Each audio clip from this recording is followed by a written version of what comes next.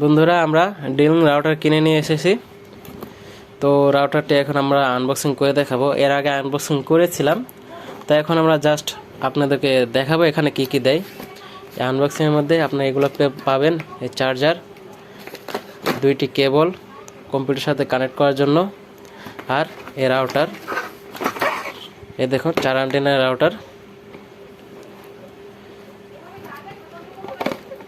এই 4 অ্যান্টেনার রাউটার পাবেন।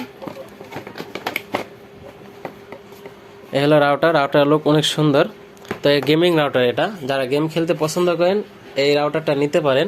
এই রাউটারে গেম খেলার সময় অনেক পিং অনেক কম আসে, ঠিক আছে। আর এই হলো রাউটারের মেনু।